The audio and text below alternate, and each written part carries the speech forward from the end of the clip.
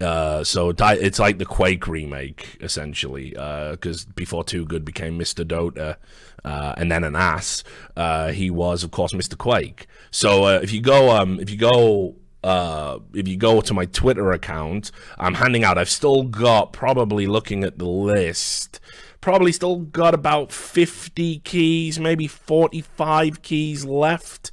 And some of them might be duplicates. I think the generator went a bit wonky. I've had to send people two, and I know they're not having my eyes out because I had to redeem mine twice. So if you want to get a diabolical key, you can just slide into my DMs, hit follow on Twitter, and get in there. And then play the game, master the game, and become the game's master. But yeah, so what are we going to talk about today? Okay, well, there's lots going on. Where to fucking begin? We'll save that. Let's start with just the state of the media. It's a persistent topic, isn't it? You know, for me. In fact, the one thing that I do consistently on my stream is talk about how the media are a fucking state. Oh god, train fans are going to be spamming my chat all day. Unreal. Let's just throw this in, because I've been saying for a while that journalists have been sort of like letting you down. They're losing their basic skills. And fact checking has kind of fallen by the wayside. So just to give you an idea about what you're supposed to do if you're a journalist and you hear something, even if it's reported in another publication, you are supposed to sort of verify it in some capacity. I mean, one of the reasons why getting a scoop is so valuable is that the time it used to take between somebody discovering a news story and getting it out there and publishing it, and then you verifying the news story and, you know, as being accurate for, you know, as a secondary reporter, because you never used to just take what another newspaper or another news station said as gospel. You would verify independently.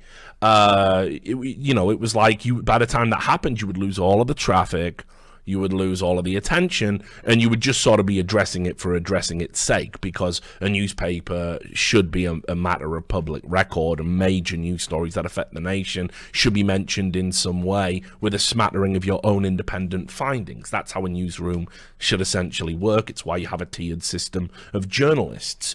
Now, what's happened in the modern era, of course, no one verifies anyone else's work. No one verifies the stories that other people publish. So what you happen is, if it goes on CNN, it goes on MSNBC, and they don't independently verify. They live in this bubble where they think no other news station tells lies, and journalists are cruelly picked upon in our society, and in many ways, actually, they are the ultimate victim.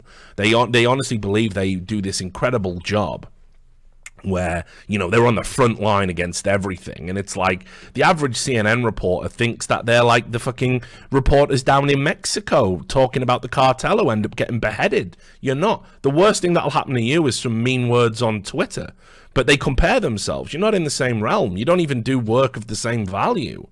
So you will see journalists just, you know, losing their fucking mind all the time. But the reality is the criticism is completely fair, because we keep seeing examples of how they just don't even do basic journalistic work anymore, like independently verifying information, fact checking. So I'm going to just take you into a few examples of this, just so people realize that it's not just like one-off. I'm not just extrapolating one story so we can all fucking, you know, like, oh, he's doing that thing that other fucking commentary YouTube channels do, and he's picking one story and just saying, look at this means everything's like this.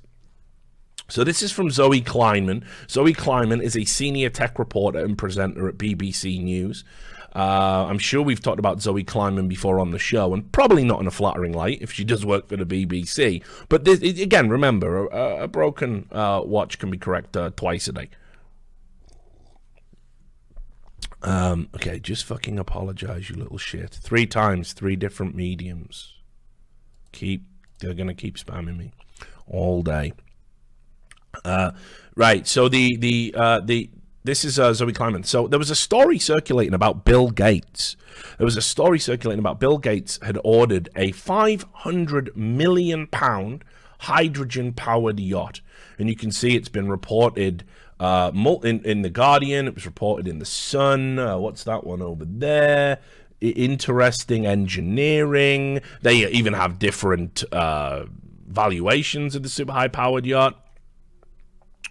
And she says here, the yacht designer firm said, I am the only journalist who has contacted them to ask whether this viral story was true.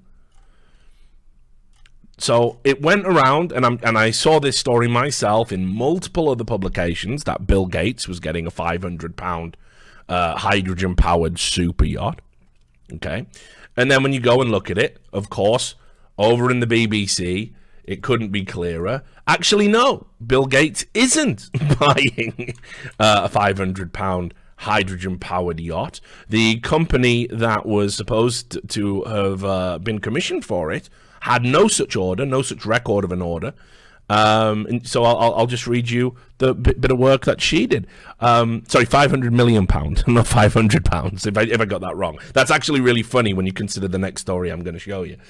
So yeah, billionaire Bill Gates has not commissioned a hydrogen-powered super yacht from designer Sino, the firm has told the BBC, or is that Sinot? I don't even know. It has been widely reported that Mr. Gates ordered a £500 million luxury vessel based on the concept, which was displayed in Monaco in 2019. Sinot said it had no business relationship with Bill Gates. It added that the concept yacht, called Aqua, wasn't linked to either him or any of his representatives. Aqua is a concept under development and has not been sold to Mr. Gates, a spokeswoman said. She added that it was shown in Monaco and meant to build a better future and inspire clients in the industry. Bill Gates has been contacted by the BBC for comment. Blah, blah, blah, tells you about the yacht. So this is just some sort of made-up, fabricated story that ended up, circulating around the internet and was just published without any form of verification whatsoever, pretty much based on rumors. And you have to understand that this is a modern day occurrence in sort of the world of clickbait media that we operate in, where it's very important you get a big salacious story out first and get it through your social media channels so morons click on it and go, ooh, and they don't critically think or assess it or even evaluate whether it might be true or not.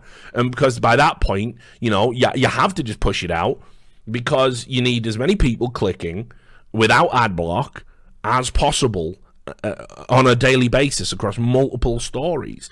And the funny thing is, where 10 years ago clickbait was throwaway garbage that was easily identifiable and the mechanics of it were very cynical but also apparent to everyone that saw it, the reality is that now even high-level political reporting operates in the exact same clickbait fashion. And this is why Trump has been an absolute godsend to these people in the mainstream media. And this is why you see stories like, for example, the one that 3 CNN staffers got fired for. Yeah, they even fired him over it. It was such a ridiculous thing. I think it was when they linked Scaramucci, the guy who was like press secretary in the White House for 11 days. They linked him with a Russian bank account from a Russian oligarch to try and prove Russian collusion, and they completely got it wrong. So what's happened is, we didn't push clickbait out of the journalism industry. We actually pushed it further up the chain in the journalism industry, and it's there every day. And this is why now more than ever you need to critically think. About what you're reading and whether it's news.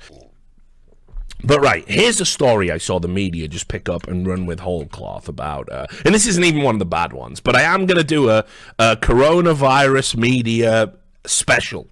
I'm going to do it, and it's going to completely mock all the clickbait stuff that's out there about coronavirus. People getting upset over YouTube demonetizing videos with incorrect information about coronavirus. Of course they're going to. If they were being a responsible platform, that probably is the type of stuff I could be like, well, yeah, probably should be deleted. Because if you don't want coronavirus to spread, by the way, if you don't want coronavirus to spread, what people are doing at the moment in America and Australia, they're running out to supermarkets and, you know, big stores, and they're buying bottled water, and they're buying food, and they're buying toilet paper. Toilet paper is the most expensive commodity in the world right now, it seems. More than gold, more than diamonds, more than fucking, you know, anything. Like uncut gems, uranium, you name it. Everybody wants toilet fucking paper. I don't know why. It doesn't even make you shit. It doesn't even give you diarrhea. I don't understand why toilet paper is the fucking best. If you have shares in the toilet paper company right now, you just made massive bank because it's fucking sold out everywhere, right? But here's the thing. If you don't want coronavirus to spread, right, the best thing to do is not have large groups of people congregating together that might have it, that are touching things, touching surfaces, spitting, sneezing, coughing, putting, you know, that's the worst thing to do. So when everyone rushes out to a supermarket, hundreds of people at once, panic buying, grabbing things, and then not washing their hands and not using hand sanitizer, you've just helped spread coronavirus if coronavirus is present in that building. So that's actually bad from a pandemic standpoint. So why are people stampeding and doing that? Because the media is telling you that it's going to be a big problem. So the media has contributed. Thanks for the $25 donation, Ag. I really appreciate it, and the kind words. You know, the media has been hyping it, so to the point where people panic. And don't they do that with everything? So you will have to forgive me that a media that can't even do basic and cursory fact checking is and directly benefits from states of panic. You're going to have to excuse me if I'm skeptical of some sources, especially when you see things like this. I'll just let you watch this video. And this just beautifully sums up the media, and it's not just this story.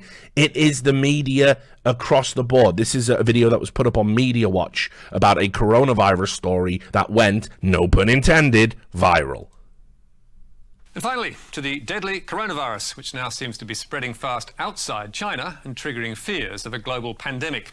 And a cute little story from a couple of weeks ago about the plucky Australians drinking their way through the panic. A Gold Coast couple stuck on the Diamond Princess cruise ship getting creative to survive the coronavirus quarantine. They've used a drone delivery service to get wine. Yes, special delivery. Jan and Dave Binskin posted the clever trick to their Facebook a fortnight ago, explaining their wine club was happy to ship the plonk to Japan and pilot the drone direct to... Can I just point out how he looks like that cunt from The Hobbit in The Office? There. All right, continue. Their cabin. Genius, eh? And didn't the media get drunk on the tail? Inventive Aussies stuck on coronavirus cruise ship in Japan get their wine club to bring them 2 cases of booze, delivered by drone. And it wasn't just the clickbait media who came to the party. It was also in newspapers like the Courier Mail All the same. and the Australian. And they were also popping the corks in London's Metro, America's Fox News, and the New York Post. And with international acclaim like that, our TV talk shows were soon swelling with pride. I just want to say that's what makes us proud to be Australian. This is a round of applause for this couple. I think it's ingenious. Good on them. If you're stuck on there in quarantine, all power to them. So, did anybody bother to talk to Jan and Dave to check it was true? No. Until a full week later, the ABC's Fran Kelly finally did. Did you get the wine, really? And the answer? Of course not. We got it from our cabin steward. We got it from the cabin steward. Yes, no crates, no drone, as an apparently surprised Ben Fordham also discovered when he interviewed Dave on 2GB next day. So it was a joke? Oh, of course it was. How in the hell could we got a drone through the Japanese bloody military? And yeah, think about it. Yes, think about it. Something all those journalists obviously failed to do. A drone carrying 2 cases of wine? Really? As Dave told 2GB... We can't believe it. It was a thing we set up on our Facebook, and we stuck every newspaper in the world and every media outlet in the world in. Gotchas. Gotchas indeed. So the thing is, I mean, yeah, gotchas. The sad truth is, and I'm super happy for this couple, by the way, that they got some attention. You can see they're clearly having fun with it. What a wonderful pair of boomers that they are, and you know, everybody would love parents like that, right? Still having banter. You know, unfortunately, I will just add though, getting one over on the media these days is so fucking easy because no one checks, no one cares. They just blindly regurgitate and repeat whatever they think's going to get clicks. And hey, if one is whoever goes first, they become essentially the source and the point of, and it's okay. We'll just repeat it because they said it, so it's fine. It must be fine. They must have done their job. That's what I mean. There's no oversight in journalism whatsoever. And it's fine and funny when it's a story like this, but I am telling you, it is happening in bigger stories across America, across the world, and that is dangerous. That is not a laughing matter. It is unfortunately just a reality that the average journalist these days seems to lack even basic competencies that a journalist 10 years ago and certainly 20 years ago would have had. And as they've recruited more and more people from the blogosphere and people who are personalities and brands and have Twitter followings and things like this, rather than people who are like formally trained or, you know, you don't know who they are, you can't remember their name even, but you know what stories they broke. That this is the big shift. This is the change in the journalistic paradigm in the modern world. But here's the worst example that happened just the other day, and the sort of failure of process. And I know you've seen this if you follow me on Twitter, but the failure of process in this is so stupefying to me, having been around it for years. I can't understand how this can happen. I can't understand how this can happen. And actually people are just kind of embarrassed about it and just joking about it and not, not actually horrified that that there can be this kind of ineptitude and failure of process. So once again, it's my favorite news station, MSNBC. And hang on, I'll turn myself off here. MSNBC decided to run this bit of news. See if you can see the problem here, guys. If he wants to spend $1 billion beating this guy, he could do it. Absolutely. Somebody tweeted recently that actually with the money he spent, he could have given every American $1 million. I've got it. Let's put it up on the screen. When I read it tonight on social media, it kind of all became clear. Bloomberg spent $500 million on ads. U.S. population 327 million. Don't tell us if you're ahead of us on the math. He could have given each American $1 million and have had lunch money left over. It's an incredible way of putting it.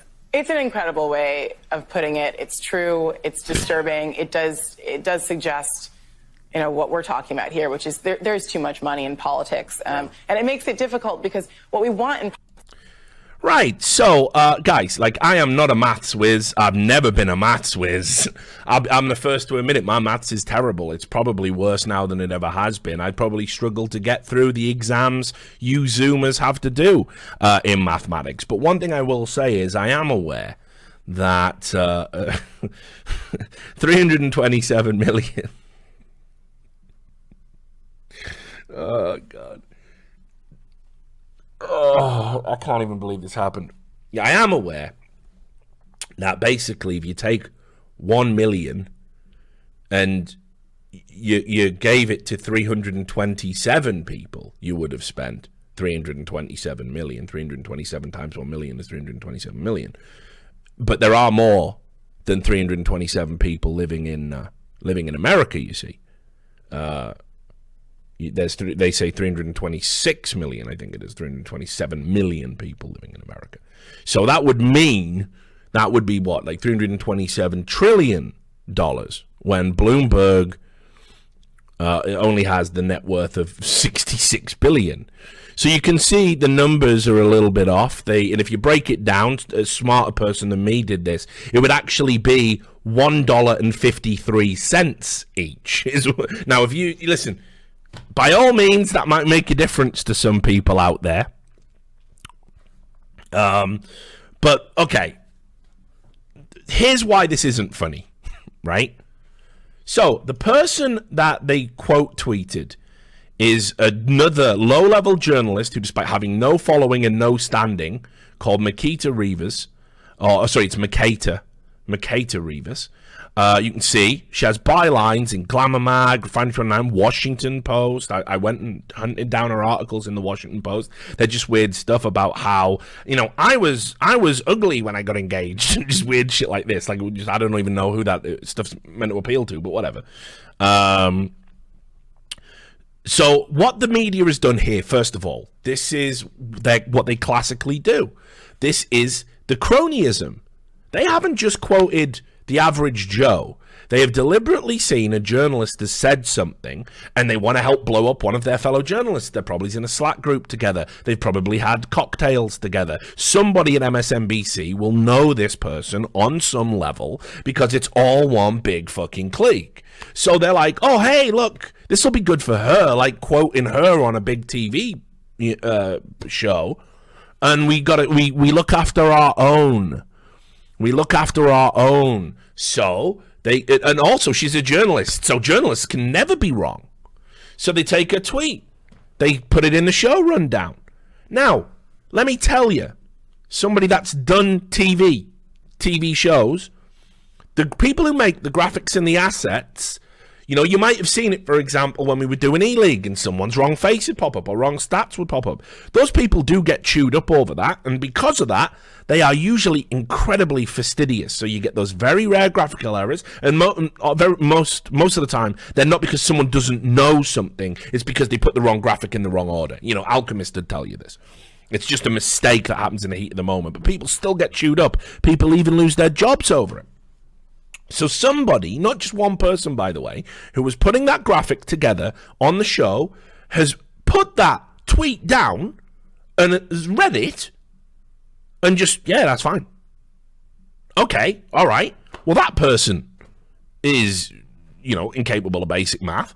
Maybe it's not, we shouldn't judge them that they are, but it's a bit worrying that somebody that's the first line of defense in stopping misinformation going out on the airwaves is that deficient. Okay, but then that graphic is handed over to producers, in the show rundown. It's I think the director and stuff will see it in the production room. Multiple people, not one of them has even thought to look at the veracity of what they're about to show on the TV screen. Not one of them.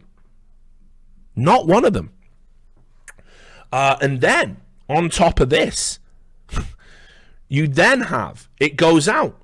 I saw people tweeting at Mara Gay. She said, I'm going to she jokingly tweeted out after that segment, be right back buying a calculator, which is a nice way to blow it off. And everyone was going, oh, it wasn't your fault. She was so eager to bring it up. The talking point, you could see it there. She was going, well, actually, she really wanted to make sure that was squeezed into the segment. Well, why? Because she wants to make the point of narrative, which is there's too much money in politics. It doesn't matter that actually, Bloomberg massively overspent. Bloomberg is probably the closest example we've had in America of an oligarch trying to buy an election and shoehorn his way into democracy. We can talk about Bloomberg later. I'm more than happy to. In fact, I think, fuck it, we will. I got some good material. But the reality is this. She was so eager to push the narrative, she didn't even check the facts in her own mind, even though it was her reputation on national television. I mean, I'll tell you what. You never catch me doing anything embarrassing on a broadcast. So I feel perfectly well equipped to judge people like her. So on top of that, you have the host of the show, Brian Williams, disgraced journalist, a man who has been caught provably lying about catching fire in Vietnam or whatever the fuck it was. The reality there is that he even condescendingly says, and just up there in case you're ahead of us on the maths. And I thought, oh, he's going to say this is wrong and it's going to be a joke and they're going to go, yeah, Bloomberg didn't spend that much. But no, the host doesn't catch it either. And why? Because it's narrative over substance. That is modern broadcast news. That is especially MSNBC. I actually think now, in 2020, they are the worst offenders. CNN definitely went through a big rocky patch. But there is nothing like MSNBC on the airwaves. It is non-stop drivel, just incorrect stories after incorrect stories after incorrect stories, bias, propaganda. They don't even try and hide it. It's pathetic. And it makes you wonder, where are the watchdogs at, by the way? You know, where's the Press Complaints Commission? People need to start taking some pride in the journalism industry and not just... But look, they just laughed it off. To be fair, MSNBC, I think 5 minutes later, did do an apology going, we got that wrong, and really it should have been this. Okay, brilliant. Good job. You shouldn't apologize that you put that tweet on air. You should apologize for the whole fucking process that allows that to happen. And by the way, Mara Gay, not just a journalist, she's on the New York Times editorial board. She is presiding over what they publish. So think about that. She didn't have the wherewithal to see a patently false tweet. She didn't have the wherewithal to see a patently false tweet, probably with 10, maybe even 20 minutes, maybe even all day. I don't know when she was briefed. She might have just come into the show. She might, you know, I don't know where the studio was, where they filmed it. But she had time. She'd obviously been briefed. It wasn't a surprise to her because she said, bring this up. That means she was aware of it coming in the rundown. Brian Williams didn't hold it up and say, what do you think about this, Mara? She said, oh, and I saw this tweet, and let's definitely talk about this. So she was briefed, and she knew, and she couldn't even detect why it was wrong and why it was misinformation. So that is unbelievably worrying that she's on an editorial board. The same editorial board that hired notorious racist and bigot Sarah Young. And then they put up with her saying she would happily be cruel and torture old white men, and said, oh, she was just using the language of trolls to subvert what they said to her, right? But then they fired her the minute she said, yeah, you probably shouldn't subscribe to the New York Times if you don't like this story. And then she was quietly pushed out. That's the editorial board of the New York Times, by the way. So don't tell me that standards of media haven't fucking plummeted through the fucking floor, because it's there every day. And that might look like a harmless little gaffe to you, but in a broader context, along with other examples I can show you from across the globe, there is something diseased at the heart of journalism. It is a sick, wounded animal that needs to be put down, and we need to get a new one in, right? Sorry, it's like, it's been 19 years or whatever. It was a good run. Here's your last day. Catch a stick, chase a cat.